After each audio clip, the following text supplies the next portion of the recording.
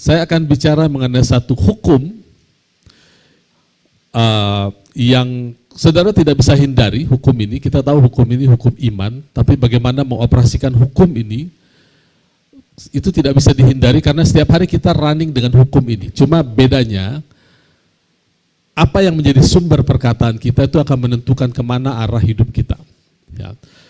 Saya berdoa, saya siapkan sampai termimpi-mimpi tadi malam, bahwa hukum ini running di setiap kita, sehingga setiap kita tidak ada lagi yang menderita ditekan penyakit, yang punya cicilan ke bank, ke kantor lunas dalam waktu secepatnya, kemudian yang belum punya keturunan, hukum ini harus running. Ini satu hukum yang lama kita bicarakan sejak beberapa tahun yang lalu, saya, Pak Wagem, semua, Pak Liberty, Pak Filus, semua bicaranya sama. Hukum ini harus running. Ya, kita buka dulu di Roma pasal 3, ayat yang ke-27.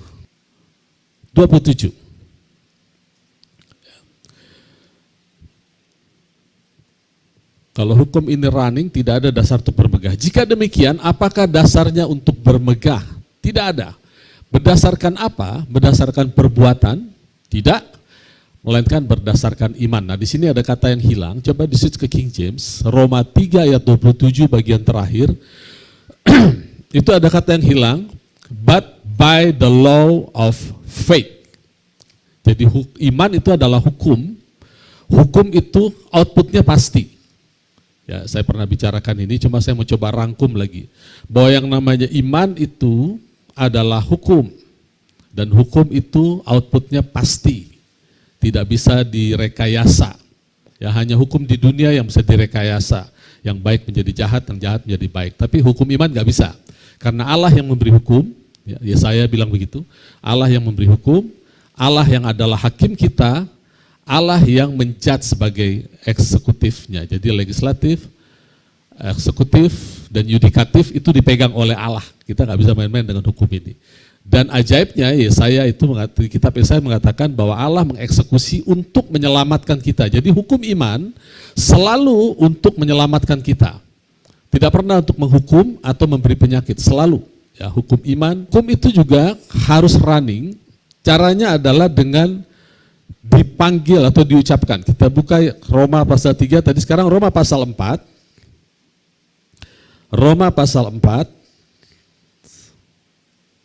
Ayat 17, seperti ada tertulis, Roma pasal 4 ayat 17, seperti ada tertulis, engkau telah kutetapkan menjadi bapa banyak bangsa di hadapan Allah yang kepadanya ia percaya, yaitu Allah yang menghidupkan orang mati dan yang menjadikan firman-Nya apa yang tidak ada menjadi ada. Sekali lagi, saya bukan selalu mengatakan Alkitab kita salah, tapi ada baiknya kita lihat beberapa versi. Dalam hal ini saya sering pakai versi King James, itu versi yang standar ya. Coba di-switch ke King James, dia bilang bagian terakhir ya. Even God, di tengah-tengah itu ada even, bahkan Allah yang menghidupkan orang mati. Pertama dia menghidupkan. Jadi Allah itu selalu menghidupkan. Kalau di roh kita dihidupkan, kita menjadi ciptaan baru. Di jiwa kita dihidupkan, kita menjadi transformasi pikiran kita, karena di jiwa ada pikiran, kehendak, dan perasaan.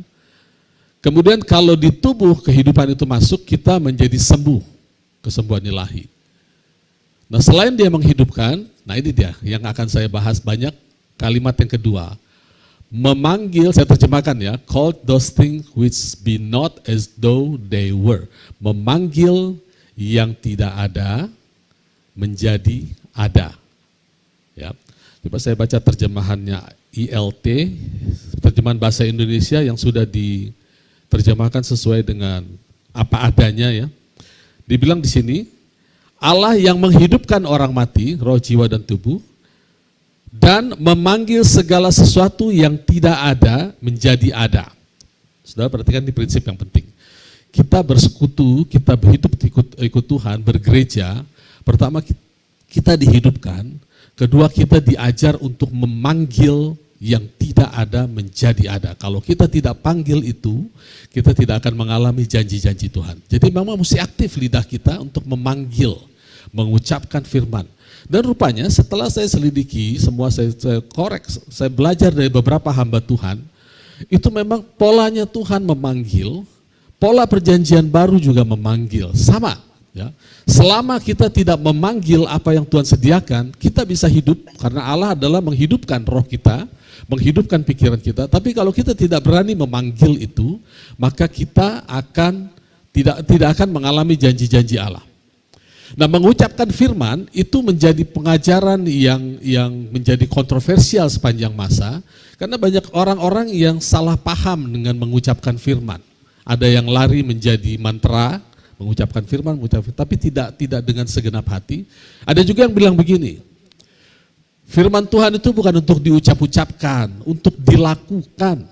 Percuma ngafalin firman kalau tidak dilakukan. Nah, orang-orang seperti ini sebenarnya tidak punya gambaran apa itu melakukan firman. Alkitab menjelaskan apa itu melakukan firman, ya mengucapkan. Coba kita buka ya, Ibrani 1 ayat 3. Ya. Banyak orang punya pikiran Allah, tahu janji Tuhan, tapi tidak bisa mengekspresikan image yang ada di dalam kita. Sementara Allah sendiri adalah seorang pribadi, satu pribadi yang selalu mengekspresikan image. Ya. Di sini dikatakan ayat 3, Ia adalah cahaya kemuliaan Allah dan gambar wujud Allah yang menopang segala yang ada dengan firman-Nya yang penuh kekuasaan. But this is ke King James. Di sini ada kata-kata yang lebih tepat. Ya. Sekali lagi saya tidak bilang LAI salah, tapi lebih enak kayaknya saya karena saya cek dengan bahasa aslinya lebih dekat. Ya. Being the brightness of His glory, ya, kemuliaan Allah, and the express image of His person. Mengekspresikan imajinasi. Coba kita renungkan ini. Bagaimana cara kita mengekspresikan apa yang kita pikirkan? By speaking, dengan bicara, betul ya? Kalau saya bilang kepada Bapak Ibu Saudara, kucing. Saya sedang mengekspresikan, ada kucing. Saya yakin 100% yang ada di pikiran Bapak Ibu Saudara bukan KUCING. Pasti ada yang warna kucing belang, ada yang putih, tapi semua adalah gambaran seekor kucing. Kalau saya bilang, ada anjing. Maka di dalam pikiran Bapak Ibu Saudara pasti bukan ANJING, tulisan anjing, tapi ada gambaran anjing. Macam-macam tergantung, kalau mereka suka anjing besar, yang muncul anjing herder. Yang suka anjing kecil, yang muncul anjing ras kecil.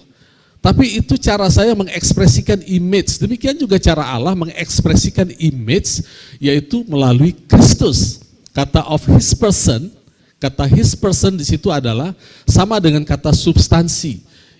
Iman adalah substansi dari pengharapan. Kata substansi adalah orang. Jadi kalau saya ganti, nggak usah diganti ya. Ibrani 11 bilang, iman adalah orang dari pengharapan. Karena person di ayat 3, Ibrani 1 ayat 3 dipakai kata person atau orang. Gambaran Allah itu rupanya adalah manusia Kristus. Kristus adalah gambaran, ekspresi image dari Allah tentang semua hal yang baik. Untuk manusia itu person, namanya orang. Di Ibrani 11 ayat 1 diterjemahkan sebagai substansi. Iman adalah substansi dari apa yang kita harapkan. Jadi Kristus adalah substansi, pengharapan kita punya substansi namanya Kristus, namanya firman. Kristus itu adalah firman. Ya, sampai di situ. Dan firman ini adalah hukum. Itu harus running di dalam setiap kita. Sekarang saya mau bawa ke kitab Kejadian. Ya, kitab Kejadian tentang Abraham. Abraham diberikan janji kalau di Kejadian 12 itu setelah dia di Haran. Tapi kalau di kitab Kisah Rasul, Stefanus menjelaskan bahwa janji diberikan ketika dia masih di Mesopotamia sebelum ke Haran. Jadi mungkin umur dia masih 50 atau 30 mungkin. Lalu dia tinggal di Haran bapaknya meninggal, baru dia keluar. Dia punya janji. Umurnya pada saat itu 75 tahun. Kalau kita baca Kejadian 12, Kejadian 13 diulang lagi. Lalu ada insiden di mana dia bertambah kaya, lalu Lot berpisah dengan dia. Lalu diulang lagi, pas kalau nggak salah Kejadian 15, nanti kita bisa cek ya. Ada pengulangan beberapa kali. Sampai akhirnya Kejadian 16, Abraham dan Sarah bersekongkol untuk menolong Allah dengan mengambil Hagar, hambanya, menjadi istrinya untuk melahirkan keturunan yang adalah janji Tuhan di Kejadian 12. Itu di Kejadian 16, itu sebabnya Allah berusaha menginjek hukumnya ke dalam Abraham di Kejadian 17. Karena kalau dibiarkan ini jangan-jangan bablas ini Abraham. Ya. Dari mulai hambanya nanti dia cari lagi yang lain. Makanya Allah taruh di Kejadian 17, di stop, usahamu di stop. Apa yang Allah lakukan adalah menginjek hukumnya ke dalam diri Abraham, sehingga Abraham mau tidak mau itu mengucapkan firman Allah. Kita lihat Kejadian pasal 15, janji tentang keturunannya diulangi oleh Abraham, oleh Allah. Oke, saya akan ulas sebentar sebelum masuk ke pasal 17, Kejadian pasal 15. Ayat 1. Kemudian datanglah firman Tuhan, ini pengulangan janji yang di Kejadian pasal 12. Kemudian datanglah firman Tuhan kepada Abraham dalam satu penglihatan, janganlah takut Abraham, akulah perisaimu, upahmu sangat besar. Abraham menjawab, iya Tuhan Allahku, apakah yang akan kau berikan kepadaku, karena aku meninggal dengan tidak punya anak, dan akan mewarisi rumahku adalah Eliezer, orang Damsyik. Nah ayat 2 dikatakan begini, bahasa Inggrisnya, saya pakai New King James. Abraham berkata, Tuhan Allah, apa yang akan kau berikan kepadamu? Di situ ada kata, seeing I go childless. Seeing I go childless. Oke. Kata I go, aku berjalan, itu adalah istilah dalam bahasa Ibrani yang disebut dengan halak. Bukan bahasa Batak, kalau bahasa Batak halak orang. Bahasa Ibrani halak itu adalah satu istilah berjalan bersama-sama, bukan hanya berjalan tapi berfellowship. Ada istilah mereka halakah. Orang Arab memakai kata halakah sebagai istilah pengkaderan. Jadi orang yang ada di dalam satu organisasi bukan sekedar terdaftar tapi dikader. Jadi kata halak ini dalam sekali. Ya. Orang berjalan bersama Allah itu pakai istilah halakah adalah orang-orang yang bergaul dengan Tuhan. Nah Abraham mengatakan, aku berjalan halakah dengan anakku, aku sendiri. Ya aku tahu bersama Allah, tapi aku berjalan sendiri. Sementara di perjanjian baru kita halakah bersama iman. We walk by faith. Gitu ya. Abraham juga berjalan bersama iman, tapi imannya tidak bermanifestasi. Ya. Baru masuk ke, di situ Allah mengulangi janjinya. Kemudian pasal 16 terjadi insiden yang saya katakan tadi, Abraham mengambil Hagar. Lalu pasal 17, buka pasal 17 ayat 1. Ketika Abraham berumur 99 tahun, nah ya, 24 tahun, Abraham memiliki janji Allah, memiliki iman, memiliki firman Tuhan, tapi tidak memiliki manifestasi. Kita perhatikan apa yang Allah lakukan, ini powerful. Dan saya ingin Allah lakukan bersama kita mulai hari ini, sehingga apapun yang menjadi pengharapan Bapak Ibu Saudara terjadi tahun ini. Ya. Ketika Abraham berumur 99 tahun, maka Tuhan menampakkan diri kepada Abraham dan berfirman kepadanya, akulah Allah yang maha kuasa, hiduplah di hadapanku dengan tidak bercela. Kemudian ayat 4 loncat, dari pihakku inilah perjanjianku dengan engkau, engkau akan menjadi bapa sejumlah besar bangsa. Mungkin Abraham bilang, sudah tahu, dari dulu juga ngomongnya begitu. 24 tahun yang lalu juga begitu ya. Tapi di sini Allah melakukan sesuatu. Ayat 5. Karena itu namamu bukan lagi Abram, melainkan Abraham. Karena engkau telah kutetapkan menjadi bapa sejumlah besar bangsa. Engkau telah kutetapkan. I have made. Aku sudah menjadikan engkau bangsa yang besar. Sekarang namamu kurubah. Apa tujuan Allah mengubah nama? Supaya mulut Abraham mau tidak mau berbicara apa yang Allah katakan. Mengucapkan firman Allah. Karena kalau enggak, di Kejadian 16 dia sudah ngawur sama Sarah, sehingga terjadilah ada Ismail, sampai sekarang kita bermasalah dengan keturunan Ismail. Kenapa Allah mengucapkan namamu harus diganti? Sejak saat itu Abraham mau tidak mau berbicara bapa banyak bangsa. Kalau ada yang panggil Abram, no, aku bapa banyak bangsa. Aku bapa, itu dirubah saudara, sehingga hukum itu running dalam tubuhnya. Abraham tidak bisa lari mulutnya mengatakan apa yang Allah katakan. Calling the things which are not as though they are. Jadi selain dia dihidupkan oleh firman Allah, dia harus melakukan calling. Nah, orang suka salah paham. Kita mengucapkan firman, padahal faktanya kita sakit, kita ucapkan bahwa kita sudah disembuhkan. Itu kan dusta, Pak. Hati-hati saya bilang. Kalau kita bilang dusta, kita bilang Allah dusta. Bukan kita yang berdusta. Mereject sakit dengan mengatakan aku tidak sakit. Itu tidak akan menghasilkan apa-apa. Karena tidak ada firman Allah mengatakan aku tidak sakit. Kita tidak menyangkal penyakit, tapi kita mengignore atau menyangkal keberadaannya dalam bait Allah yang kudus. Jadi yang kita katakan adalah, aku sudah sembuh. Itu kita lepaskan firman. Ya, jadi orang kadang-kadang suka salah paham. Udah jangan diucapkan aja, lakukan. Bagaimana lakukannya? Cuma satu cara, ekspresikan image kita. Bagaimana caranya? Ya berkata. Allah kita juga berkata. Nanti dari perkataan itu muncul ide apa yang harus kita lakukan. Jadi setelah Abraham tidak punya pilihan selain mengatakan itu, memanggil sesuatu yang tidak ada menjadi ada, maka dalam waktu 1 tahun, itu kan umurnya 99 kan, dalam waktu 1 tahun, Ishak lahir. 24 tahun dia punya iman, punya janji Allah, tapi tidak ada manifestasi. Mengapa? Dia punya iman, tapi tidak punya pengharapan.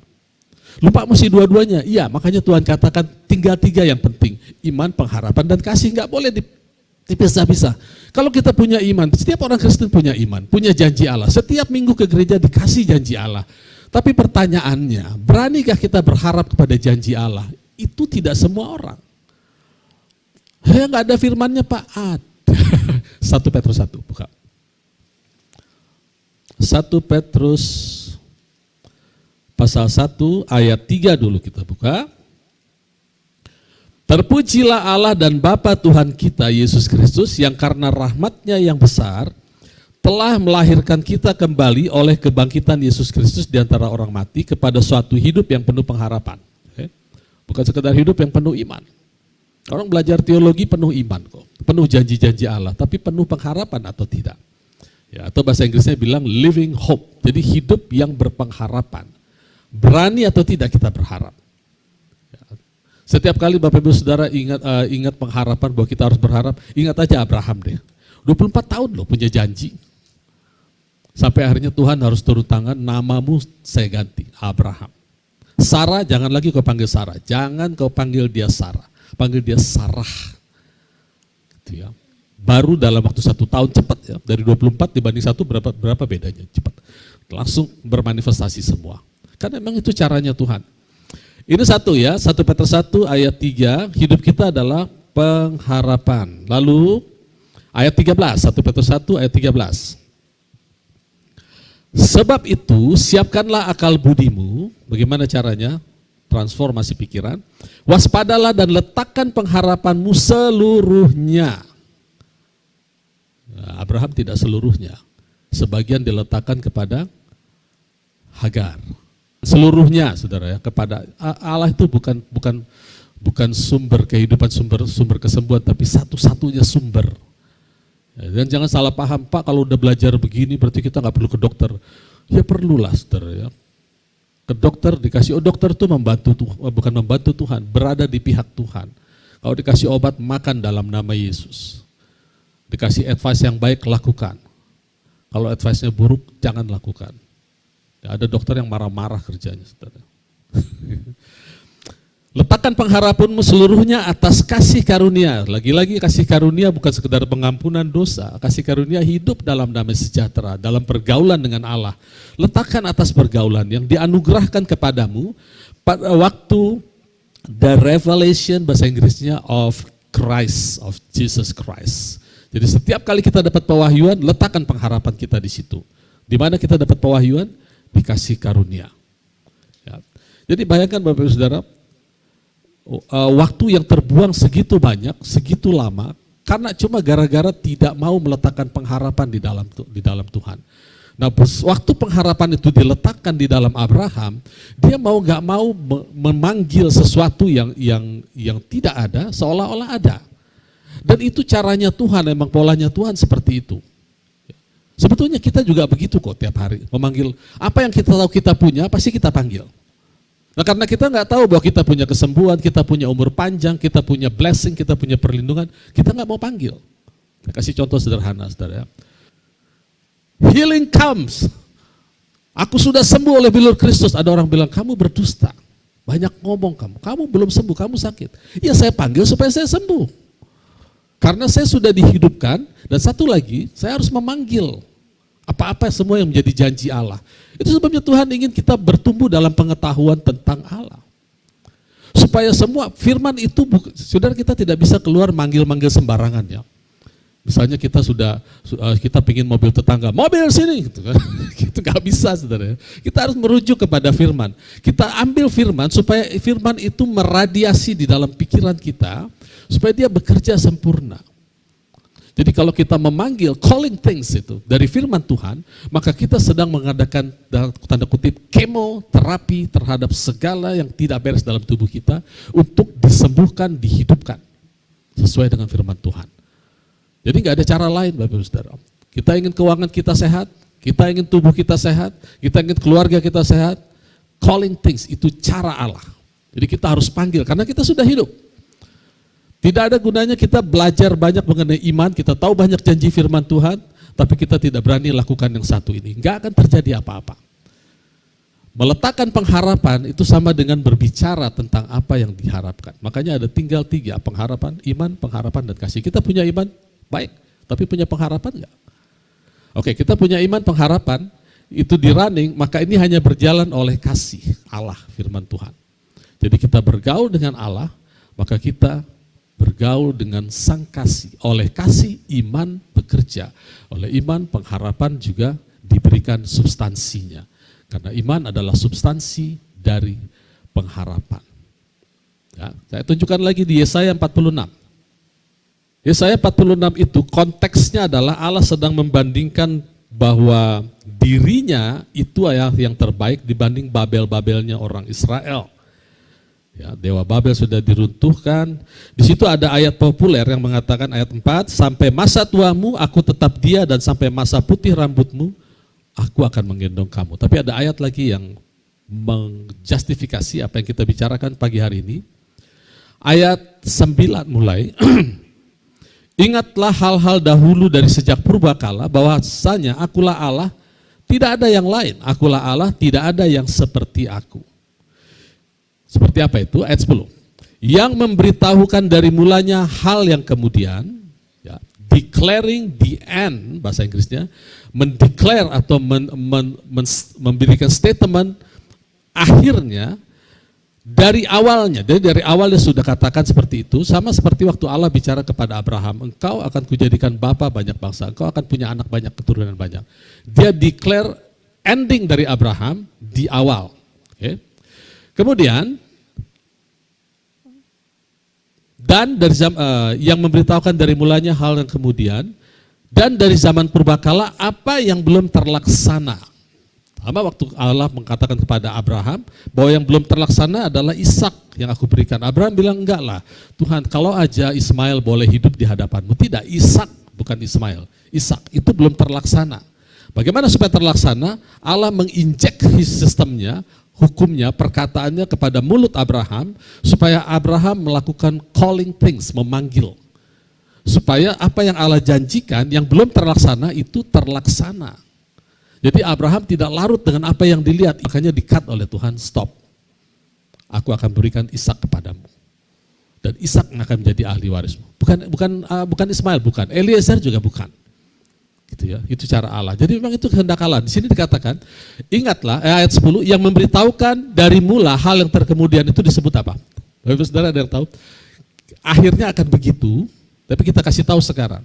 Nah, itu di perjanjian baru disebut prophecy atau nubuat. Makanya Paulus katakan, aku lebih suka kamu semua bernubuat. Bernubuat itu adalah mengatakan apa yang belum terjadi, tapi sudah terjadi dalam kita, kesehatan, kesembuhan, bernubuat. Makanya setiap kita disarankan untuk mengatakan iman kita, apa yang akan Tuhan lakukan di tengah-tengah kita. Ya, kelimpahan, penjagaan sempurna, berkat, finansial, keluarga, itu nubuat. Dan itu tidak sembarangan kita bicarakan karena ada dasarnya. Ada firman Tuhan, ada hukumnya. Hukum itu pasti terjadi. Kemudian, dari zaman purbakala apa yang belum terlaksana? Apa yang belum terlaksana, yang belum kita lihat? Pengharapan. Roma 8:24 coba kita buka. Roma 8:24.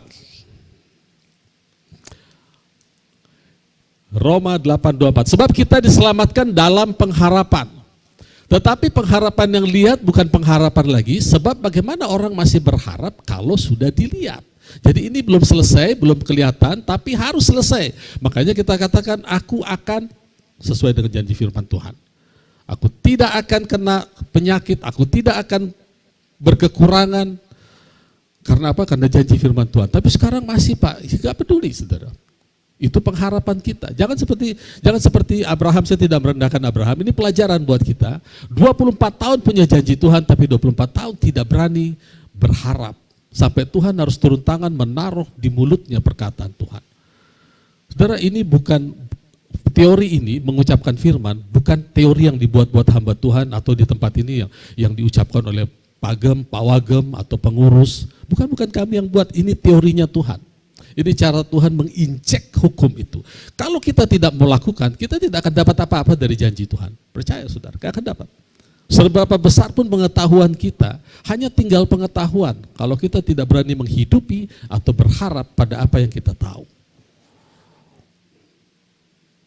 1 Korintus tadi belum ya, 1 Korintus 1, kita buka 1 Korintus 1. Nah 1 Korintus 1 ayat 18 mulai itu bicara hikmat Allah dan hikmat manusia. Di situ dikatakan pemberitaan tentang salib adalah kebodohan bagi mereka yang akan binasa, tetapi bagi kita yang diselamatkan pemberitaan itu adalah power. Jadi power untuk apa? Untuk semua yang disediakan di salib. Penyakit kita ditebus, dosa kita diampuni, itu semua powernya ada di berita salib. Tapi bagi dunia itu adalah hal yang sangat diremehkan, tidak dianggap. Ya, kemudian bicara soal hikmat, lalu kita masuk ke ayat 28, ayat 27. Tetapi apa yang bodoh bagi dunia dipilih Allah untuk memalukan orang-orang berhikmat, dan apa yang lemah bagi dunia dipilih Allah untuk memalukan apa yang kuat. Apa yang bodoh bagi dunia? Berita Injil. Itu power buat kita. Dipilih Allah untuk mempermalukan orang-orang yang merasa jago berhikmat. Kemudian apa yang lemah? Berita Injil, konteks ya, saya tetap pada konteks. Apa yang lemah bagi dunia, lemahlah. Orang Kristen Tuhannya disalib, menyelamatkan diri sendiri aja nggak bisa. Mau menyelamatkan orang Kristen bagaimana caranya? Lemah. Berita salib itu lemah bagi mereka yang nggak ngerti. Ya. Apa yang lemah bagi dunia dipilih Allah untuk melakukan apa yang kuat. Dan apa yang tidak terpandang? Apa yang tidak terpandang? Berita salib. Makanya orang nggak suka berita salib. Bahkan banyak hamba Tuhan nggak suka berita salib. Ganti dong, jangan ngomongin salib terus. Ngomongin marketplace lah sekali gitu. Ngomongin apa kayak gitu, bagaimana berusaha, Bitcoin dibahas di gereja gitu kan. Apa aja pokoknya jangan supaya nggak bosen. Kalau perlu khotbahnya pakai semacam stand up comedy gitu, biar lucu, biar nggak bosen. Karena emang nggak menarik, padahal itu power buat kita. Itu power ya. Bukan kata saya tapi kata Alkitab ya. Dipilih Allah, ayat 28, dipilih Allah bahkan apa yang tidak berarti, berita salib yang tidak berarti, dipilih Allah untuk meniadakan apa yang berarti. Nah, di sini saya mau coba di-switch ke King James karena terjemahannya lebih netral.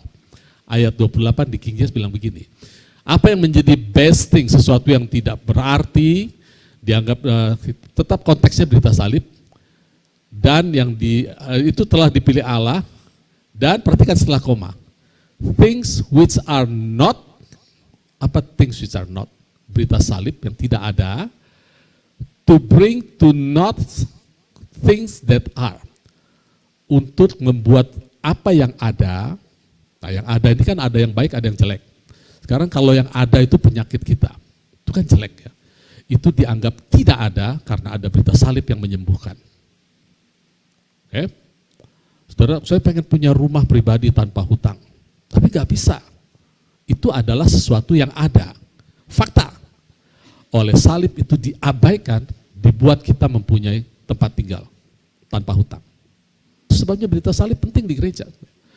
Karena pola Allah bekerja adalah calling things yang tidak ada, supaya meniadakan, kalimat itu ya, biarin di sini terus, karena bahasa Indonesianya agak lemah terjemahan. Bahasa Inggrisnya bilang, yang ada itu, selama itu dasarnya bukan salib, itu akan dianggap tidak ada. Bagaimana caranya? Memanggil yang tidak ada, yaitu firman Allah, menjadi ada di dalam kehidupan kita. Jadi apa yang dalam kehidupan kita yang tidak enak, itu harus digantikan dengan berita salib. Jadi kita punya banyak janji Tuhan, kita harus aktif memanggil, karena kita hidup, orang hidup itu aktif. Makanya Tuhan katakan, dia yang menghidupkan orang mati, dan yang memanggil yang tidak ada, menjadi ada. Mengapa? Karena yang ada itu harus diabaikan demi yang tidak ada. Yang tidak ada itu apa? Firman Allah, janji firman Tuhan, semua kebaikan, hal-hal baik yang Tuhan sediakan, harus ada dalam kehidupan kita. Begitu. Demikian juga kita berbuat kepada anak-anak kita kan, apa yang kita punya, itu harus ada dalam kehidupan anak-anak kita, bahkan lebih. Itu kerinduan Tuhan terhadap kita anak-anaknya. Sama dengan kerinduan kita terhadap anak-anak kita. Jadi perhatikan, ini adalah satu prinsip yang sangat powerful, yang harus kita mulai siapkan itu running dalam hidup kita. Minggu lalu kita belajar bagaimana Allah mengucapkan firman dengan nafas, jadilah terang. Inilah firman Tuhan. Dia katakan kepada nabi-nabinya, ini firmanku, ini firmanku. Kalau nabi-nabinya itu berbicara apa kata firman Tuhan, maka apa yang dikatakan terjadi. Sekarang perjanjian baru, Tuhan katakan, apa saja yang kamu lakukan, lakukanlah itu dari dalam hati, dengan segenap hatimu. Kata segenap hatimu, itu diterjemahkan dalam bahasa Gerikanya mengatakan, apa saja yang kita lakukan, apa saja yang kita ekspresikan itu sebagai hidupmu, nafas hidupmu. Jadilah sembuh, aku diberkati, aku dilindungi, aku dijagai. Sebagai nafas hidup kita, makanya firman Tuhan katakan, di Galatia 2 ayat 20, hidupku bukan aku lagi, tapi Kristus yang hidup di dalamku. Nah, itulah satu-satunya cara kita membuat hukum Allah running di dalam hidup kita. Maka tidak ada janji Allah yang akan lepas dari hidup kita, semua akan terjadi. 2 Petrus 1 dikatakan di sini, kasih karunia ayat 2, kasih karunia dan damai sejahtera melimpahi kamu oleh pengenalan akan Allah dan akan Yesus. Kita harus kenal Allah, pengetahuan, supaya kita tahu apa yang kita panggil. Ya. Karena kuasa ilahinya telah menganugerahkan kepada kita segala sesuatu yang berguna untuk hidup saleh, atau untuk hidup godly. Kesehatan perlu. Ya, memberitakan Injil itu perlu uang. Kita perlu, sebagai komunitas kita perlu di sini. Itu semua akan kita dapat dari pengetahuan. Kesehatan, kelimpahan, hidup dan segala macam untuk hidup saleh. Ya. Oleh pengenalan kita akan Dia yang telah memanggil kita oleh kuasa-Nya yang mulia, dengan jalan itu Ia menganugerahkan kepada kita janji-janji. Jadi dengan kita mengenal Dia, maka janji-janji turun. Artinya kalau kita nggak mengenal Dia, ya janji-janjinya nggak turun. Dengan jalan itu Ia menganugerahkan kepada kita janji-janji berharga yang sangat besar, supaya olehnya kamu boleh mengambil bagian dalam kodrat ilahi. Kita jadi manusia ilahi. Orang melihat kok hidupnya orang itu enak aja ya. Enak, orang sistem yang running di dalam hukum yang running dalam tubuh kita adalah hukum iman. Dan luput dari hawa nafsu dunia yang membinasakan dunia. Luput, saudara ya, luput. Jadi tidak ada di dalamnya. Oke, ngomong luput dari hawa nafsu, saya jadi ingat, ini ayat penutup benar-benar, saya tutup Alkitab saya.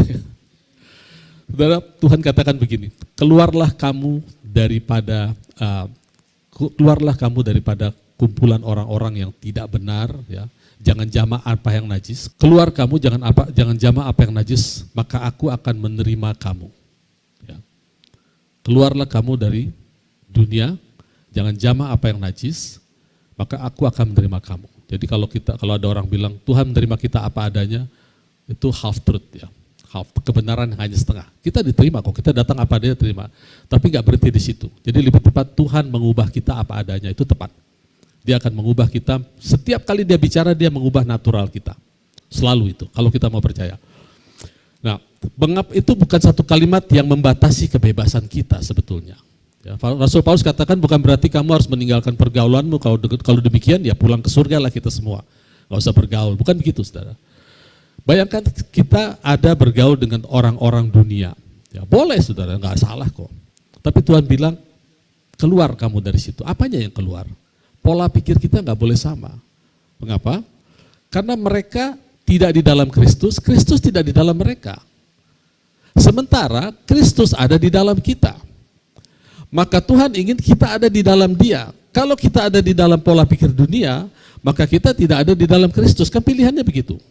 Kayak bangsa Israel keluar dari Mesir, berjalan bersama Allah, tetapi Israel pada saat itu tidak ada di dalam Allah karena pikirannya ada di dalam Mesir. Mereka keluar dari Mesir, Mesirnya belum keluar dari mereka. Prinsip yang sama, kita bukan tidak boleh bergaul, tapi kita keluar, jangan sama dong pikirannya gitu. Supaya Kristus yang ada di dalam kita, kita ada di dalam Kristus. Maka kalau aku di dalam kamu, kamu di dalam aku, minta apa saja, aku akan berikan. Di situ kuncinya, saudara. Makanya kita jadi orang aneh bagi mereka, karena kita running hukum iman, kita ucapkan, kita berpengharapan pada Kristus, sementara yang lain tidak. Minggu lalu sempat saya singgung ya. Kalau dulu saudara, yang namanya menyangkal Kristus, ya, kalau kita ada dalam dunia, kita menyangkal Kristus tiap hari saudara. Kita gak akan mengakui. Apa kata dunia? Iya benar begitu ya. Kalau kita dikasih cerita, ada orang ditodong sama pistol begitu, dikatakan sangkali Kristus, atau mati. Tidak, tembak, dar, mati. Wah, tepuk tangan. Tapi sekarang gak perlu pakai pistol, cukup pakai fakta. Cukup pakai fakta. Pak Freddy punya pengalaman banyak di bidang hukum. Sewaktu saya masih bekerja di bidang marketing, berapa banyak anak-anak Tuhan yang ditodong pakai fakta dia menyangkal Kristus dengan mudahnya. Masih mau berharap pada Kristus? Iya ya, enggak lah. Gitu, langsung. Terutama kalau sedang menghadapi masalah ekonomi, itu mudah sekali menyangkali Kristus, menyangkali firman-Nya, itu menyangkali orangnya, sama aja. Hamba-hamba Tuhan juga begitu, dikasih tahu, Bapak pasti sembuh. Enggak juga Pak, enggak juga. Itu tergantung kedaulatan Tuhan, apakah dia mau menyembuhkan atau tidak. Nah, itu sudah menyangkal Kristus, menyangkal orangnya, sama itu. Menyangkal firman-Nya, menyangkal pribadinya. Nah, mungkin kita menerima orangnya tapi perkataan, kita bilang sama orang, aku sangat menghormatimu, aku respect terhadap engkau saudaraku. Cuma satu, mulutmu gak bisa aku percaya. Ya sama aja kita gak percaya gitu kan ya. Kalau kita percaya respect kepada orangnya, ya percayalah pada perkataannya. Sekalipun itu against nature, ya, against all odds, kalau kata Bill Johnson. Tetap firman Tuhan yang terjadi. Oleh karena itu, mari saudara saya ajak, saya punya kerinduan betul-betul, dan mulai saat ini, yang punya cicilan lunas, yang punya kerinduan keturunan dapat, ya, dalam nama Yesus. Yang sakitnya sudah kronis sembuh saat ini juga. Calling things, terus panggil. Itu nggak tergantung sama gembalanya. Gembalanya sudah ngasih caranya. Saya sendiri punya pergumulan, saya sendiri melakukannya. Calling things, semua yang Tuhan janjikan harus terjadi dalam hidup kita. Karena semua itu ada dalam janji Tuhan. Cuma saya mau mengajak kita semua, termasuk diri saya, mari kita panggil semua janji-janji Allah masuk dalam hidupku. Pegang ayat ini, calling things, the thing which are not as though they are. Amin, bahasa Inggrisnya susah ya. Panggil semua janji Tuhan, gitu aja urusannya. Amin, puji Tuhan, Tuhan Yesus memberkati.